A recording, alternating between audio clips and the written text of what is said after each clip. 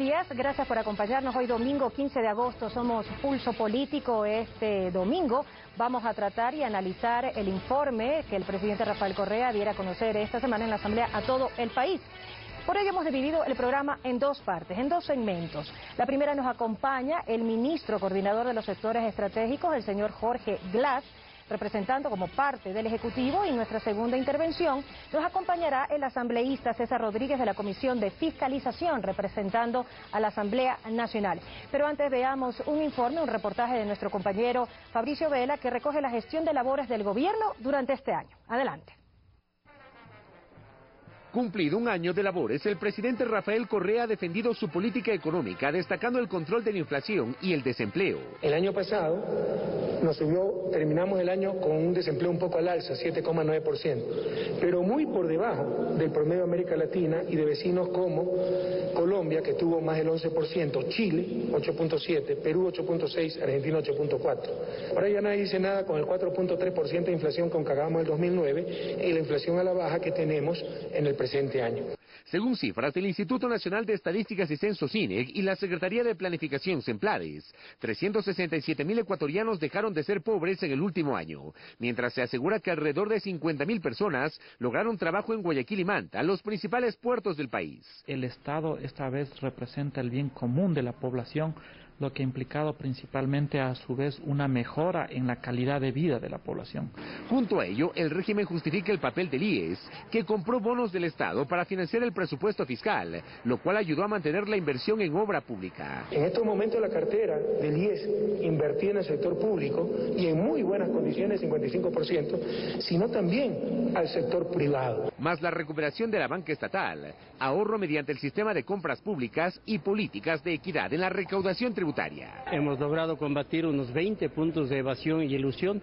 La meta para el año 2013 es llegar al 15% de presión fiscal. En lo social se destaca el aumento de la cobertura del bono de desarrollo humano, de 400.000 a 484.000 beneficiarios, y entre los discapacitados de 50.000 a 64.772 personas. Casi duplicamos el presupuesto y la inversión social. Más la Agenda Social 2009-2011, que comprende una estrategia nacional de nutrición, reformas a la seguridad social y el fortalecimiento de la economía social y solidaria. Consolidar, pero mejorar, ir a otro nivel. En lo político, el gobierno, aunque con dificultades y advertencias. Quienes le apuestan a las maniobras de dilación y el bloqueo a ultranza, recuerden que nuestra democracia contempla la muerte cruzada como garantía de funcionamiento del Ejecutivo y Legislativo. Logró sacar adelante 22 leyes aprobadas por la Asamblea Nacional. Hacemos todo lo posible porque la nueva Constitución aprobada hace algo más de un año realmente se concrete en las leyes secundarias, en las leyes específicas que requiere. Aunque al menos 3 quedaron pendientes para consulta prelegislativa, las de recursos hídricos, educación general y cultura. También se habla de una relación fluida con los gobiernos seccionales. Nosotros somos el primer gobierno en la historia que cumplimos plenamente con los recursos. Esta carta de presentación, si bien es destacada por el entorno político del Ejecutivo, es un informe que evidencia una revolución ciudadana que avanza. No llenó del todo las expectativas de ciertos aliados. Sigue dejando muchas cosas que desear en lo que es el manejo económico y social. Y mereció cuestionamientos de la oposición. No ha dicho absolutamente nada. El combate contra la corrupción, la inseguridad del país sigue intacta. Así, el presidente Correa inició el segundo año de funciones de su segundo mandato. Para Pulso Político, Fabricio Vela. Un breve resumen de lo que acabamos de escuchar en este informe de año de labores del presidente Correa en un reportaje de nuestro compañero Fabricio Vela. De ahí la importancia y recalcar que el presidente en su informe a la Nación destacó con mucho orgullo, se podría decir más que en el año anterior, el trabajo que se ha hecho en este primer año de su segundo mandato constitucional, donde se representa el desarrollo nacional y la importancia de los sectores estratégicos. Le damos la más cordial bienvenida al ministro Glass. Buenos días, gracias por acompañarnos. A diferencia de otros años, a escuchar discursos que se enmarcan en obras mediáticas y política internacional, escuchamos ahora a un presidente Correa hablar de resultados y una segunda fase, es decir, encaminarnos más hacia todo lo que significa el desarrollo de los recursos, de los sectores estratégicos y el beneficio para el país. La diferencia de lo que era antes, ministro Glass, y de lo que es ahora. Definitivamente hay un mensaje muy fuerte con el que el presidente inclusive abre su informe a la Nación. Es decir, con mucha transparencia, que es mucho más lo que queda por hacer que lo que hemos hecho, pero también es ver hacia atrás y ver lo que hemos avanzado, que es revolucionario, que es radical y que es contundente. No solamente por las cifras, no solamente por los indicadores. Es lamentable cuando uno ve una oposición que no tiene la consistencia, porque la oposición crítica es saludable, es necesaria, no solo que es deseable, es necesaria para todo sistema social, para todo sistema político. Pero hay que poner las cifras sobre la mesa. Así es. Si es que no hay la contundencia, bueno, ¿cuáles son las cifras para poder debatirlas, poder analizarlas, inclusive poder reflexionar casa adentro y ante la ciudadanía de qué es lo que resta por hacer? Insisto, es muy claro el presidente en decir, nos queda mucho por hacer, es mucho más lo que nos queda por hacer que lo que hemos hecho, pero también revisemos lo que hemos avanzado, y ha sido contundente. ¿Qué se ha hecho? El hecho de definir los sectores específicos, la función ejecutiva se ha organizado en 7 ministerios coordinadores, perdón. El presidente hizo mucho énfasis en 3, también por motivos de tiempo. Uno de ellos fue los sectores estratégicos. Queda claro que los sectores estratégicos son el sustento del Estado, son el sustento de la inversión pública, la inversión social. Queda claro para la ciudadanía que si no hay petróleo, que si no extraemos, aprovechamos los recursos naturales no renovables, como son petróleo y minería, no va a haber desarrollo, no va a haber dinero para los hospitales, para las carreteras, para las escuelas. Aquí hay que ser muy radicales en esto también, porque Ministro, a veces hay mucha... Hablamos de que no había visión de país y que se puso un poco no había un plan, en orden. Exacto. No había un plan. Ya. Es que, si no, ¿Bajo qué la planificación había sido reducida a la mínima expresión y la estructura del Poder Ejecutivo estaba diseñada para no hacer nada. Recuerde usted que la política neoliberal enajenaba al Estado de todas las funciones inherentes a la actividad de los ecuatorianos, la actividad de servicios públicos, comercial, productiva, etcétera, y era parte de su política el no hacer, el dejar hacer.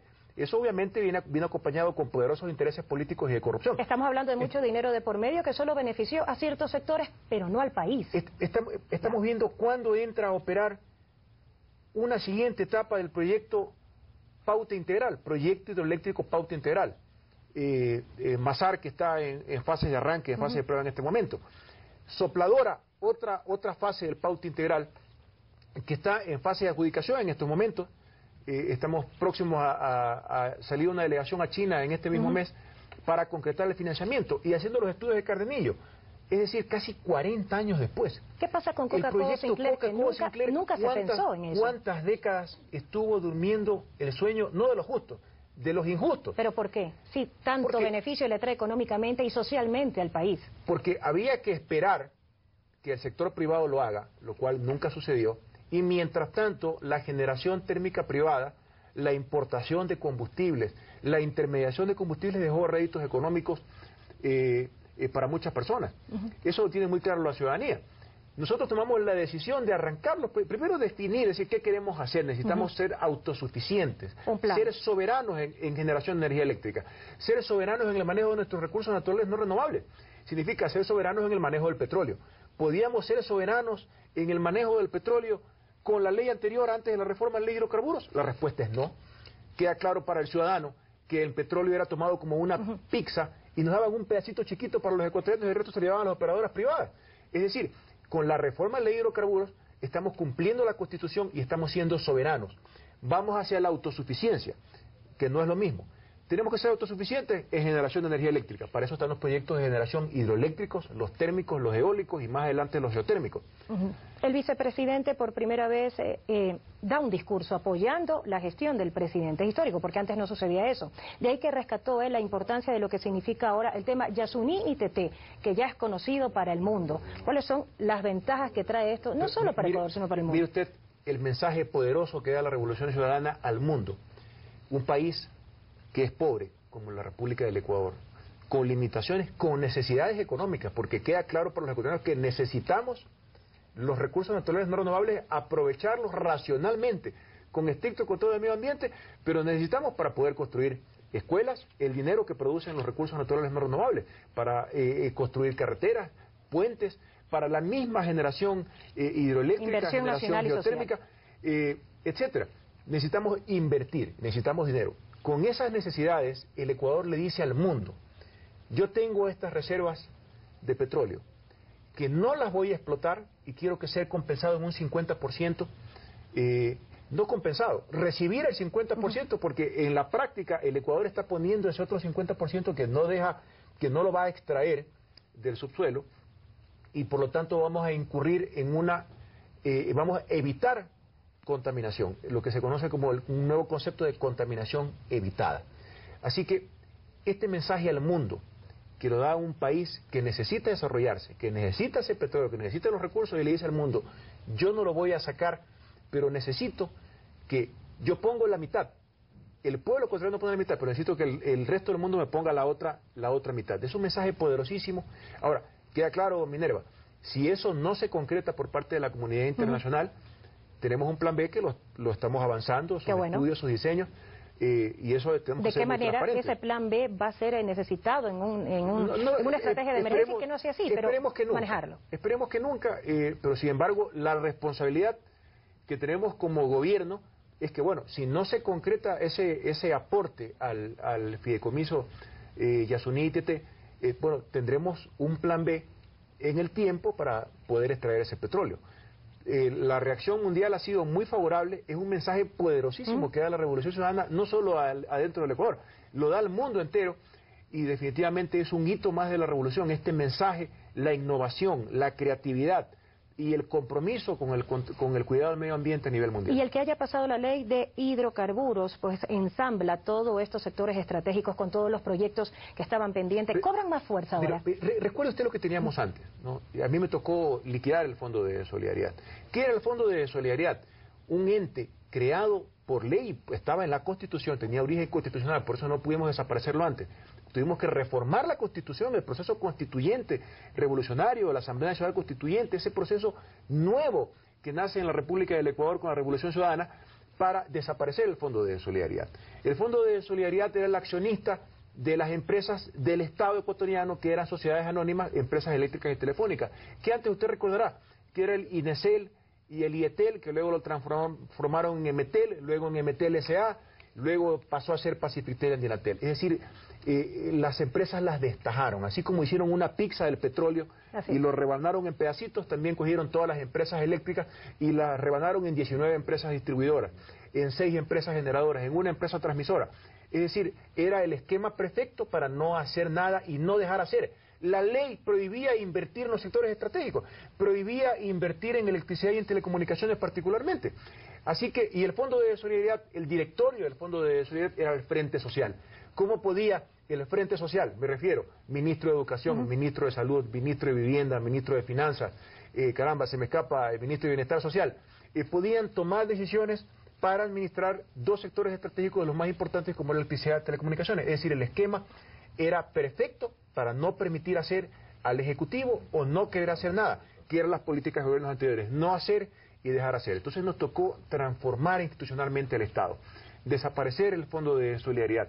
Imagínense que no había Ministerio de Electricidad ni Ministerio de Telecomunicaciones. Planteados todos estos resultados, ministro, lo tengo que interrumpir porque nos vamos a una pausa comercial y regresamos enseguida para seguir delineando todos los beneficios que ha traído, pues no solamente la ley de hidrocarburos, sino los sectores estratégicos que están ya trabajando, planteando en lo que ya es una realidad. Nos acompaña en este primer segmento el señor Jorge Glass, ministro coordinador de los sectores estratégicos. Somos Pulso Político, volvemos enseguida, acompáñenos.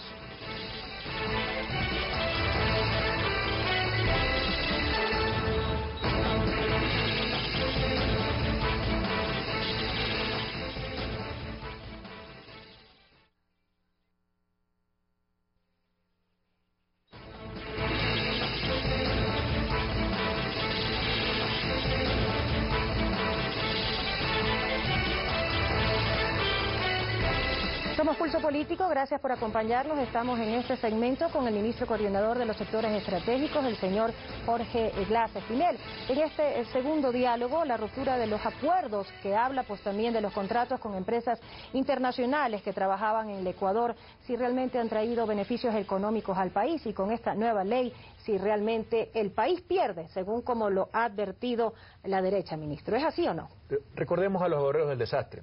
Los procesos revolucionarios siempre están sometidos a este tipo de críticas. Recordemos la renegociación de los contratos con las operadoras móviles, los contratos de las operadoras celulares.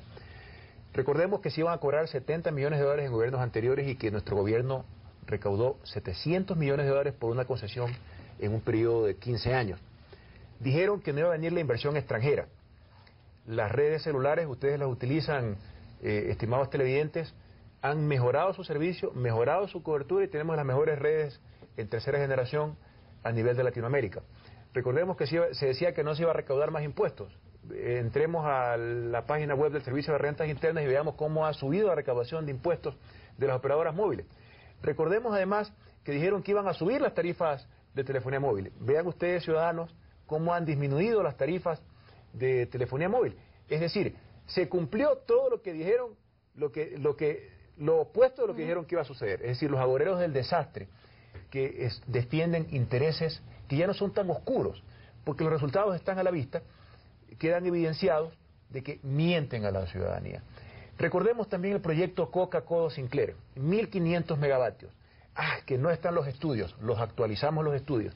Que no hay licitación, lanzamos una licitación internacional. Que nadie va a ofertar la licitación, fue adjudicada a una empresa china. Que no va a venir el financiamiento. Bueno, llegó el financiamiento de casi 1.700 millones de dólares. No, ahora que la potencia no es esa. En fin, buscan la forma de destruir las verdades de la revolución ciudadana que después de todo este tiempo ya tiene resultados que son medibles. Hemos visto cómo se reduce la pobreza, cómo ha subido la inversión pública. Ahora queda claro que la inversión pública, ¿cómo lo vamos a sostener, Minerva? ¿Cómo vamos a construir más escuelas del milenio, más puentes, más carreteras? Con la mejora de los ingresos. Ejemplo, renegociación de los contratos petroleros. Un ejemplo. Segundo, el petróleo ya es nuestro totalmente. No es que lo repartimos como una pizza y que nos dejan un pedacito nada más a los ecuatorianos. Tercero, nos vamos a beneficiar de todos los costos incrementales de los precios de mercado del petróleo, porque ahora el petróleo nuestro lo vamos a comercializar nosotros, no se van a enriquecer las petroleras privadas. Y con otros conceptos también. Bueno, hay mejora de recaudación de impuestos, ya lo decía nuestro director del Servicio de Rentas Internas, que tiene resultados extraordinarios en aumento de recaudación de impuestos. Pero recordemos también los gastos evitados. Hablábamos en el primer bloque de la contaminación evitada. Hablemos ahora de los gastos que vamos a evitar con los nuevos proyectos. ¿Cuáles son esos, ministro? Por ejemplo, Coca-Cola Sinclair. ¿Por qué no le decimos a la ciudadanía, a la oposición no le dice a la ciudadanía, que vamos a dejar de importar 533 millones de galones de diésel? Que vamos a generar con un solo proyecto hidroeléctrico el 35% en 5 años de la energía total del sistema. ¿Cuánto ahorro le significa eso para el país? Que va a significar que vamos a desplazar energía costosa, energía térmica, a veces energía importada de Colombia, que nos cuesta mucho dinero, que nos cuesta diésel, ¿no? Que genera contaminación. Dicho sea de paso, son 4 millones de toneladas al año que se dejarán de emitir por el proyecto hidroeléctrico Coca-Cola Sinclair. Y súmela a eso, sopladora, Toachi Pilatón.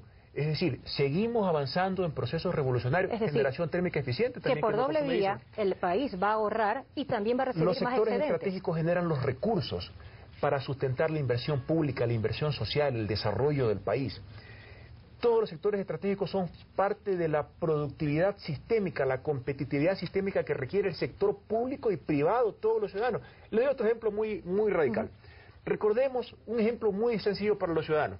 ¿Cuánto costaba la banda ancha de Internet al inicio de nuestro gobierno? No fue la empresa pública que aumentó su inversión y disminuyó radicalmente los servicios de Internet de banda ancha para aumentar la penetración del servicio, el acceso a las denominadas TICs, tecnologías de la información y la comunicación. ¿Y qué representa eso? Disminución de costos. Representa sociedad de la información y el conocimiento para los ciudadanos.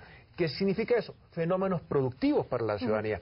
Es decir, fue la acción pública, la política de Estado que hizo que los ecuatorianos no sigamos pagando ingentes cantidades de dinero por un servicio que ya estaba 5, 6, 7 veces más caro que en el resto de América Latina. Y es importante decírselo a la ciudadanía. Exactamente. Son las políticas de los sectores estratégicos. Mire usted, vaya sumando los sectores estratégicos. Mejores servicios de telecomunicaciones que por acción pública. ¿Qué significa?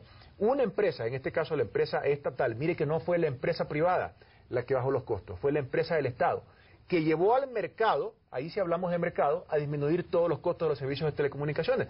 Recordemos que eliminamos la larga distancia nacional. ¿Qué significa? Competitividad para el aparato productivo. Tarifas eléctricas. Recordemos que eliminamos el 10% del aporte del sector productivo al Fondo de Electrificación Rural y Urbano Marginal. Es decir, 10% de disminución en tarifas eléctricas para el sector Se ha hecho productivo. mucho, ministro, en esa área, pero ¿cuánto falta por hacer en materia de comunicación todavía? Para estar a la saga de competitividad y que los ecuatorianos gasten menos y tengan un mejor servicio también. Bueno, este proceso no va a terminar nunca. Ya. No, Minerva, la competencia del mundo cada día está más y rápida. Basta con además. ver países como Corea, en donde el acceso a Internet ha sido elevado a categoría de servicio público, por ejemplo. Es decir, usted recibe su casa con agua, luz, teléfono e Internet, electricidad. Así que eso es un proceso que va a estar en constante innovación. Cambios. Y estamos respondiendo a esa innovación tecnológica. Queda mucho por recuperar. El presidente ha sido muy claro. Debemos ser muy transparentes con la ciudadanía. Es mucho más lo que nos falta por hacer que lo que hemos hecho. El atraso Pero, en sin embargo, hoy área, tenemos ministro, 10 veces más usuarios de banda ancha de Internet de la empresa pública de lo que teníamos antes. Y a lo que voy a preguntarle es si el Ecuador ha tenido tantos años de atraso, ¿a qué velocidad nos vamos a manejar para poder a una velocidad de revolución ciudadana. Para poder estar a la par de las competencias del mundo? ¿Qué significa hacer un proyecto hidroeléctrico? Solamente los estudios a veces demoran 2 o 3 años. Conseguir el financiamiento, el diseño, el proceso de socialización de un proyecto hidroeléctrico que obviamente tiene un impacto ambiental que tiene que ser minimizado en beneficio de la ciudadanía. Los proyectos de contención, de control de inundaciones, hace pocas semanas estuvimos en Chone, en las fiestas de Chone, filmando el histórico, anhelado proyecto multipropósito Chone. Han tenido que pasar 20 años, Minerva. 20 años que Chone ha soportado inundaciones. Terrible. 20 años que no hemos hecho los proyectos hidroeléctricos y hemos estado importando combustible subsidiado y hemos estado comprando energía eléctrica a países vecinos a los precios más altos que ha determinado el mercado. Nosotros fuimos los que eliminamos el modelo marginalista de generación eléctrica sin entrar en temas muy técnicos, pero ¿cuánto nos ha costado? Nos ha costado muchísimo dinero, Minerva, a los ecuatorianos el no hacer estos proyectos hidroeléctricos. Todavía es sorprendente. Claro, eso solo se explica con el bajo nivel de consistencia que tiene la oposición, de por querer criticar cualquier cosa, criticar los proyectos estratégicos. ¿Qué se hizo antes? ¿Qué se hizo ahora, ministro Glass? Pasando un poco a otro tema. Este lunes 16 ya se comienzan las renegociaciones con las petroleras extranjeras y hablamos de que, por ejemplo, la compañía Repsol necesita también manejarse con otro tipo de negociación. Ahí también entra el consorcio brasilero japonés que opera el bloque 18. ¿Qué espera? Minerva, ¿Qué va a pasar de aquí a la próxima semana? Indistintamente de la operadora, ¿qué dice la ley?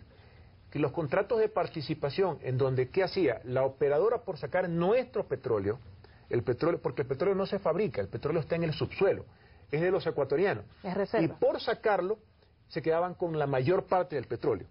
Ahora, ¿qué dice la ley? No, el petróleo es mío, es decir, es de 13 millones de ecuatorianos. Y yo le voy a pagar a alguien para que lo saque, y le voy a pagar una tarifa fija. Es decir, por cada barril extraído, voy a pagar una tarifa por barril, y esa tarifa obviamente va a tener una relación con la estructura de costos y por supuesto con una rentabilidad razonable para la operadora privada, que tendrá que ver también una directa proporción con el riesgo geológico de la actividad hidrocarburífera. Es decir, todos los procesos de renegociación implican obligatoriamente una migración de los contratos de participación en donde nos dejaban solamente un pedacito de la pizza que era el petróleo ecuatoriano, a un contrato de prestación de servicios en donde todo el petróleo es nuestro y yo voy a pagar una tarifa para que me saquen mi petróleo.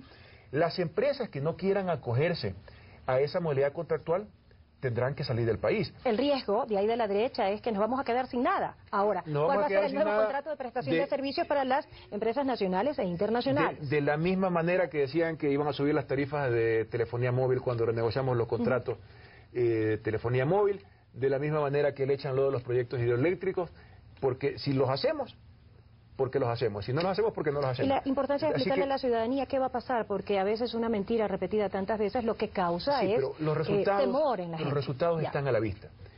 Si vemos que ha aumentado la inversión pública, es con mayores recaudaciones, con mejor uso del dinero, con mejor uso de los recursos públicos, siendo más eficientes. Usted me preguntaba, antes de iniciar la entrevista, ¿cuál es el desafío de la siguiente etapa? Yo trataría de reducirlo en una palabra: debemos ser eficientes, que cada dólar invertido represente el mayor impacto para los ciudadanos, en servicios públicos de calidad, me refiero a servicios de electricidad, de telecomunicaciones. Todavía nos falta mucho para ser soberanos en materia de energía eléctrica. Tenemos que ser soberanos y eficientes. No basta ser soberanos e ineficientes, porque tenemos que poner un poco de máquinas que sean muy costosas de operar y que el costo de generación de energía eléctrica sea muy costoso.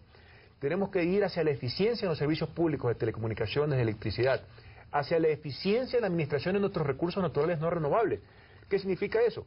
Que la mayor parte de los ingresos que generan estos recursos sean para los ecuatorianos y que esos recursos que generan de producto de origen fiscal, recaudación de impuestos y explotación de sectores estratégicos, aprovechamiento de sectores estratégicos, sean bien invertidos. ¿Y cómo cuidarlos con lupa? Porque recordemos que en el planteamiento del presidente desde su primera gestión, ahora nuevamente su segunda gestión, vuelve a manifestar en un discurso pues que es prioridad erradicar la desnutrición infantil. Somos un país pobre, el desempleo que sigue siendo uno de los principales puntos de preocupación del gobierno, y que a través de todas estas reformas, es decir, se va a cuidar los tesoros del Estado y va el Estado a recibir ingresos. ¿Cómo cuidar? Primero queda claro que necesitamos recursos. Los recursos vienen en muy buena parte de los recursos naturales no renovables, entiéndase hidrocarburos, gas, minería, etcétera. Segundo, con eficiencia. ¿Qué significa ser eficiente? Bueno, hay que ser transparentes, obviamente. Eso es parte de la eficiencia. Ahí está el portal de compras públicas. No, ha sido un cambio trascendente. La nueva ley de contratación pública. El nuevo régimen de empresas públicas donde obliga, por ejemplo, a Petroecuador a manejar indicadores como empresa. Petroecuador era una ley. Nos gastaríamos mucho tiempo en explicar la transformación institucional que hemos venido haciendo en el Poder Ejecutivo. Pero hoy las empresas públicas tienen estados de pérdidas y ganancias. Tienen que rendir cuentas ante la ciudadanía. Hoy las utilidades de muchas empresas, como ejemplo la empresa de telecomunicaciones, han aumentado mientras han subido las inversiones y tenemos mayor cantidad de servicios. Es decir, hemos disminuido el costo de los servicios de telecomunicaciones, hemos aumentado las inversiones y han subido las utilidades. ¿Cómo se llama eso? Eficiencia. Ahora es un desafío continuo, Minerva. Eso, y vamos rápidamente, ministro, porque nos queda ya un minuto para hacer parte de esta reflexión final. Se ha hablado durante esta media hora de todo lo que se ha hecho frente al embate de lo que por decenas de años se ha hecho en el país. ¿Qué nos toca ahora por hacer? ¿Qué le toca a este nuevo proyecto? Acelerar y radicalizar la revolución. Hay que acortar los plazos de la ejecución en la inversión pública, hay que ser muy eficientes en el manejo de los recursos públicos, hay que tener un aprovechamiento racional, muy responsable con el medio ambiente de nuestros recursos naturales no renovables. Hay un enorme desafío en minería, la minería responsable que genere recursos y desarrollo por el pueblo ecuatoriano. Hay que ser eficientes. Comunicar y educar a la población sobre todo lo que va a pasar. Por supuesto, pero eso se hace con dinero. Yo estoy hablando de los sectores estratégicos, comprenderá que no puedo pronunciarme acerca del sector social, pero queda claro que las escuelas, que las carreteras, que los servicios de salud se sustentan con los ingresos. Y gran parte de esos ingresos vienen de los sectores estratégicos. De ahí la importancia que le da el gobierno de la Revolución Ciudadana a estos sectores. Ministro, gracias por habernos acompañado este domingo. Hemos, creo que, resumido lo más exactamente posible, con el lenguaje adecuado, sobre lo que significa este informe de labores del presidente en materia de sectores estratégicos. Nos acompañó en este primer bloque el ministro Jorge Glass, ministro coordinador de los sectores estratégicos. Tras la pausa, le damos ya la bienvenida al asambleísta César Rodríguez de Movimiento País, con quien hablaremos también del resumen ya en cuanto pues a todos los temas pendientes que están en la Asamblea Nacional. Ya volvemos.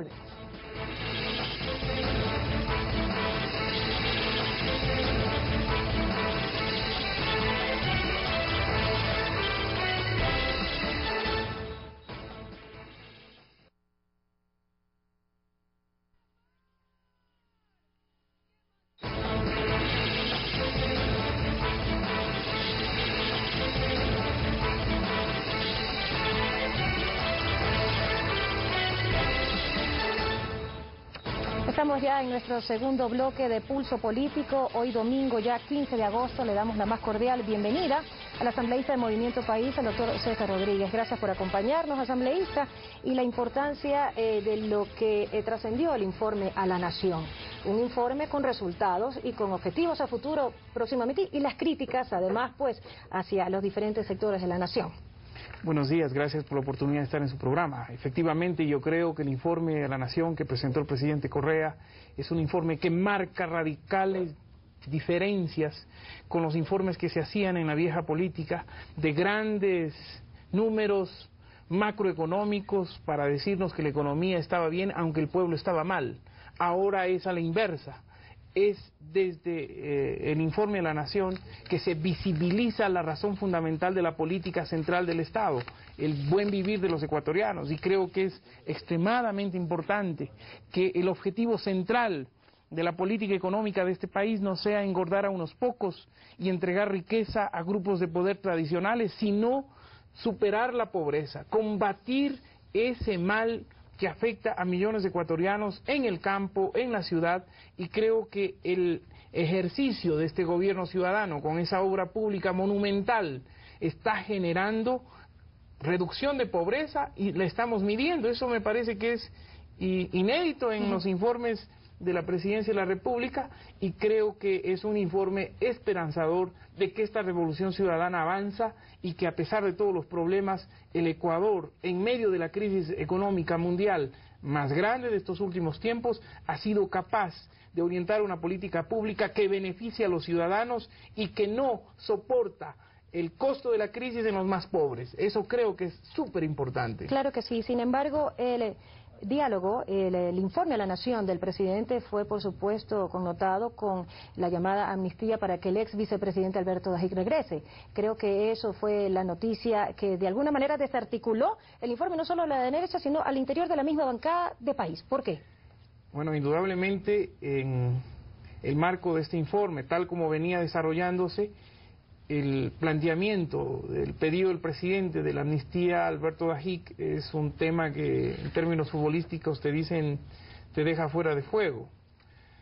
Y indudablemente es un desafío para la Asamblea Nacional. Una vez que llegue el proyecto de ley a la Asamblea, tendremos que valorarlo. Habrá que justificarse. Asambleísta, pero ¿por qué los tomó de sorpresa si recordemos que en la época de la Asamblea, cuando recién se estaba formando el nuevo marco constitucional, ya se había hablado del tema? Es decir, que regresen todos los que habían salido en la época del expresidente Febres Cordero. Bueno, pero en ese tiempo estuvo en la agenda el tema de amnistía. Así es. Estuvo en la agenda el tema de amnistía, incluso con un problema social tan grande como fue el de Dayuma. Ajá. Pero hoy no estaba en la agenda del país, no estaba en la discusión este tema. Es un asunto que en el marco de las potestades del presidente de la República es legítimo hacer ese planteamiento. Además, pero pregunto, ¿los divide al interior o no? Creo que nos divide, porque lo que nos va a poner es a debatir con profundidad cuál es el fundamento y el soporte para una hipotética amnistía al señor Dajic. El fiscal de la Nación ha dicho que no se puede hablar en este caso de amnistía, ya que hay un delito común y no político. Efectivamente, la amnistía es un manto de amnesia sobre los delitos políticos. Eso tenemos que valorarlo. Yo por eso creo que sobre un pronunciamiento o sobre especulaciones del tema no vale pronunciarnos. Cuando tengamos el proyecto de ley con fundamento, con soporte, tendremos la capacidad de tomar un pronunciamiento como bancada y como asambleísta en términos particulares. El presidente de la República deberá formalizar la solicitud de amnistía a través de un escrito, como establece la ley orgánica legislativa, y luego la Asamblea lo estudiará. Pero pregunto, ¿no significa que la Asamblea tiene potestad para decidir aquí?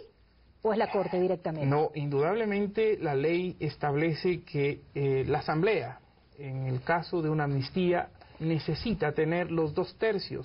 Es una votación calificada, además.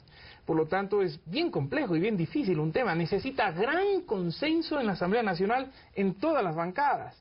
Eso significa tener 83 votos para aprobar una hipotética amnistía. Entonces no es un tema fácil. Pero pregunto, aunque haya votos de mayoría, ¿significa de que ese resultado se acoge a lo que dice la Constitución? La amnistía, de acuerdo a la Constitución, se concede de manera general y no individualizada.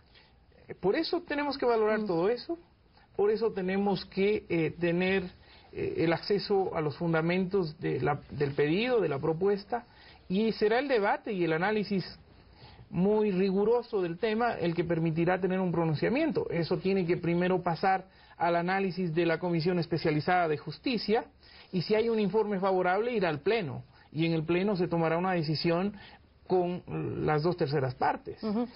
Eso es extremadamente difícil. Claro, que sea esto, asambleísta, se suma el tema también pues del caso ex ministro de Finanzas Jorge Gallardo. Bueno, en el debate político creo que el tema del señor Gallardo es un tema que se enmarca en la voluntad expresada por él de venir, porque ya hay condiciones en el país para, en el marco de la justicia, resolver su tema. Me parece que eso es bueno. Aunque en esta semana el juez Ulloa negó la sustitución de la orden de prisión preventiva. Bueno, porque si el proceso judicial tiene su propio procedimiento, tiene sus propias reglas, sus propias normas, y los jueces tienen que valorar, es una responsabilidad exclusivamente de la justicia ecuatoriana. ¿No rompe todo esto que ha dicho el presidente un poco el esquema con la cantidad de trabajo pendiente que hay en la Asamblea? Porque se suma también pues a esto el caso del expresidente Abdalá Bucaram. En el caso de Abdalá Bucaram ya hubo un pronunciamiento en la Asamblea Nacional que fue contrario al tema de la amnistía, porque ahí sí hubo un análisis y una valoración de que era un tema vinculado a justicia. Sin embargo, es también un actor político del Ecuador que indudablemente entrará a gravitar en el análisis de una amnistía, porque efectivamente la amnistía tiene que tener un carácter general y no un carácter particular. La mayoría de estos casos fueron tratados en la época de la ex Pichicorte. ¿Los cañones apuntarán allá, más allá de ser tratados en la medida necesaria, todos estos casos de amnistía de acuerdo a derecho? Pero ¿qué pasará con la ex corte de la famosa Pichicorte? Bueno, todos estos temas son consecuencia del colapso del sistema político, colapso del sistema judicial ecuatoriano. Creo que si tuviéramos una justicia expedita, pronta, transparente, eficaz, eficiente, estos temas deberían estar resueltos. Sin embargo, son temas que están archivados por la complejidad política, los jueces no toman decisiones y generan estas situaciones. También el caso del expresidente Yamil Maguad.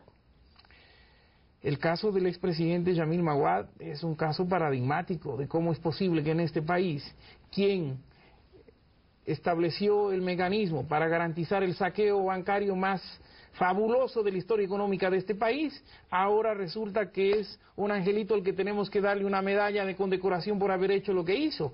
Creo que eso evidencia la crisis de la justicia ecuatoriana, y el Ecuador no tiene que olvidar, el Ecuador tiene que recuperar su memoria histórica, porque una cosa es la justicia y otra cosa es la impunidad. ¿Cómo se demuestra eso, asambleísta Rodríguez, cuando, por ejemplo, no todos los casos están apegados a persecución política? Porque habrá que demostrarlo si realmente fue así. Y los que no han sido, ¿cómo? ¿Cómo se hace eso? Bueno, creo que cuando se presentan los casos se hace una valoración técnico-jurídica y se hace una valoración política. Creo que en todos y cada uno de estos temas hay indudablemente elementos controversiales, en el que va a determinar mucho la óptima con la que se vea, con la que se analice y con la que se decida. Porque desde la óptica de quienes han sido los grupos de poder tradicionales, el Ecuador del pasado estaba bien, y es más, añoran ese país del pasado. Pero con la óptica de quienes consideramos que el Ecuador se ha construido sobre la base de la inequidad, sobre la base del saqueo de los recursos económicos, sobre la base del secuestro del Estado para beneficio clientelar corporativo de los grupos de poder tradicionales de este país, indudablemente que tenemos que cambiar y tenemos que impedir que la justicia sea burlada y que la impunidad sea entronizada en el Ecuador. Asambleísta, y para finalizar este bloque, ¿cómo va a tomar la Corte de Justicia toda esta ola que ya está encima de amnistías sin llegar a un proceso judicial en firme, cuando muchos de los actores que están ahí en el interior han sido cómplices, si no ahora, del pasado?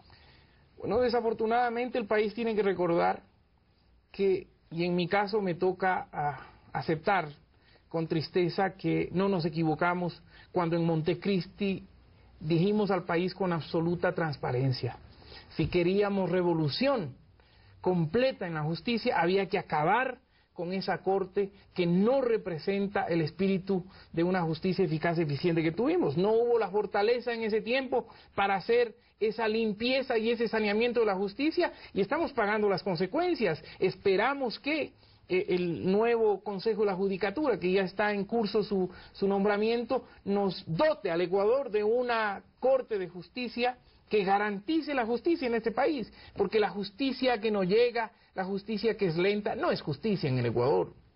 Perfecto. Se podría pensar entonces que antes de ir a una vacancia legislativa, el presidente dejó puesta para trabajar en agenda, en borrador, durante todos estos días, lo que se viene después. Indudablemente que tenemos tarea para la casa, como dicen bastante los estudiantes, bastante y pendiente. Hagamos esta pausa, asambleísta. Nos acompaña esta mañana en Pulso Político, en esta segunda parte de nuestro programa, el asambleísta César Rodríguez de la Comisión de Fiscalización. Volvemos enseguida. Acompáñenos.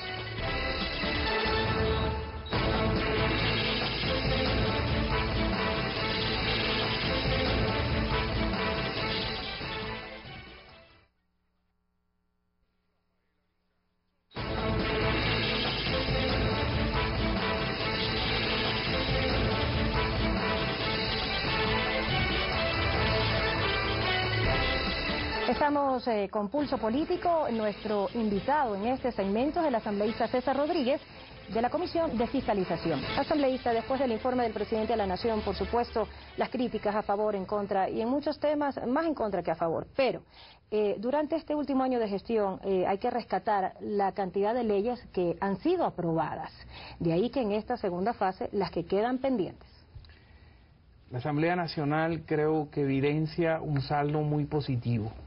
Al contrario de los viejos congresos, que en 10 años no fueron capaces de construir una ley para hacer operativa la Constitución del 98, recordemos, ecuatorianos, esta Asamblea, en este primer año, ha cumplido con un mandato constitucional de procesar y aprobar leyes claves para aterrizar la Constitución, para viabilizar el cambio en el Ecuador.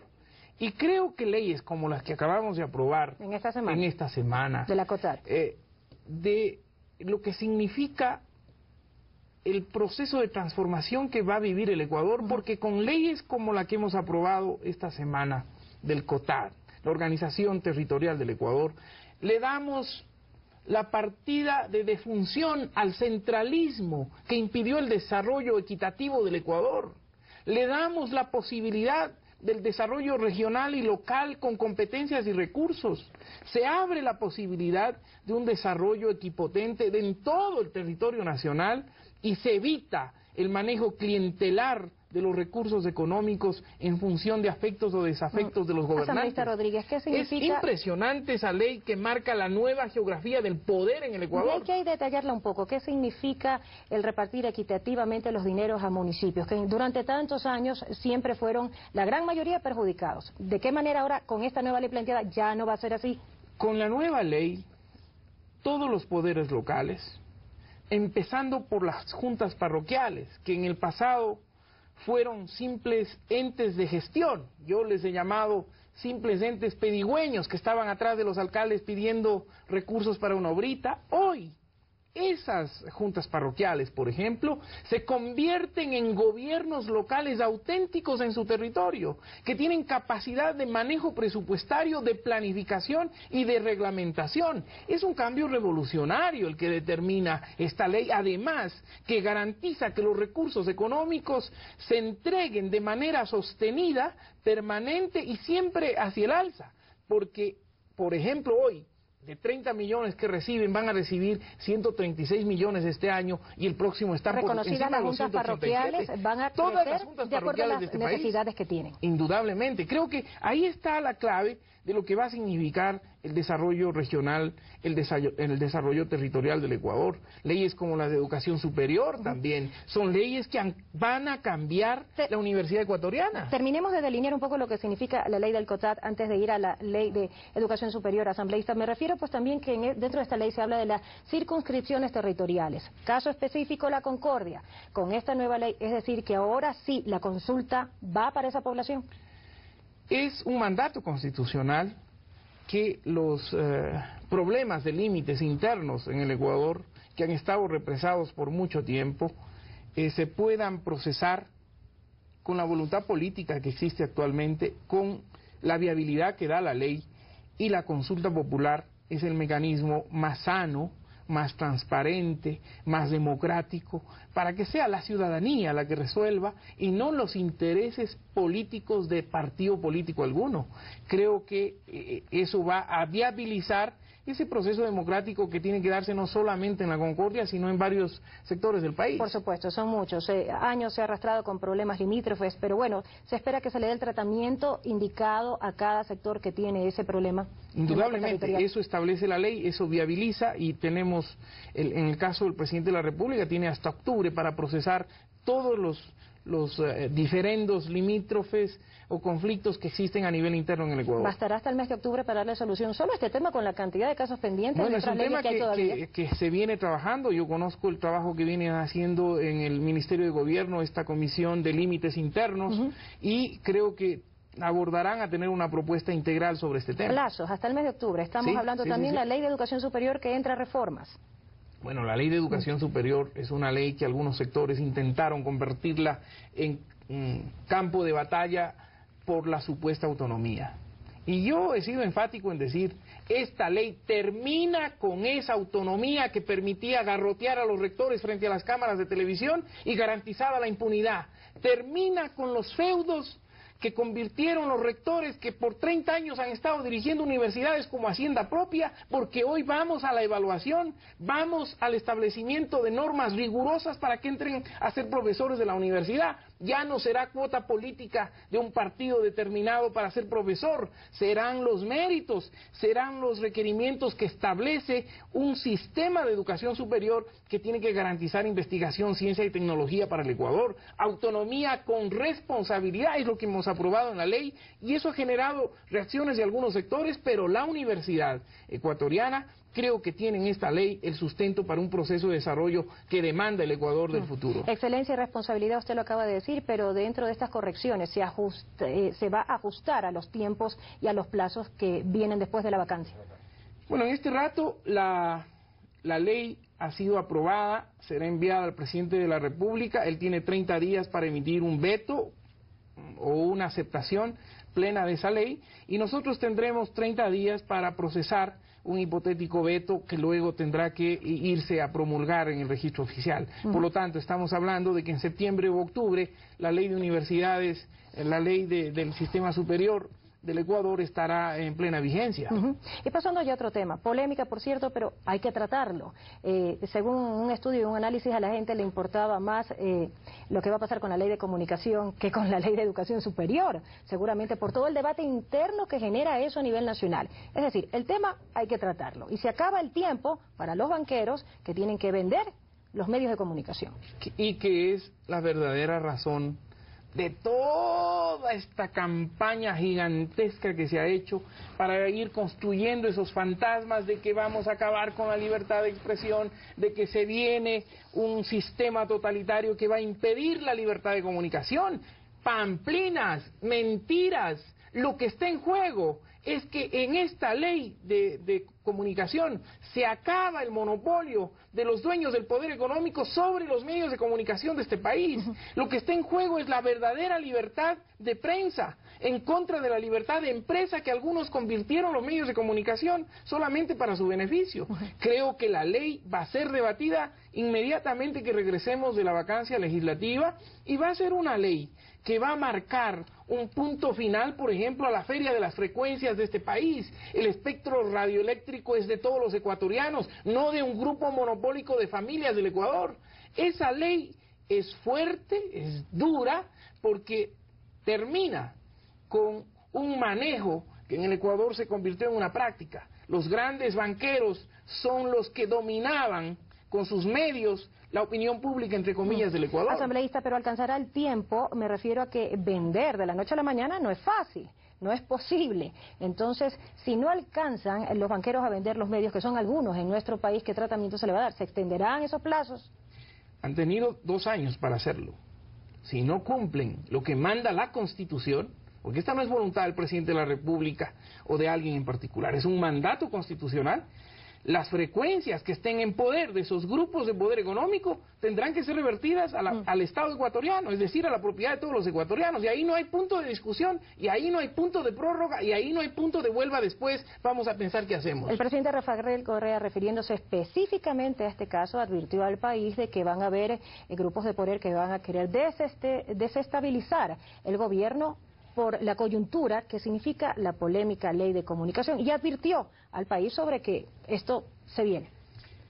Cambiar el Ecuador no es tarea fácil. Sabíamos que no era una situación fácil para quienes asumimos el desafío de proponerle al Ecuador un proyecto de cambio. Creemos que la ciudadanía tiene conciencia suficiente para entender que quienes se resisten al cambio se resisten porque no quieren perder prebendas y privilegios que han determinado en el pasado estas situaciones de privilegio particular, digamos.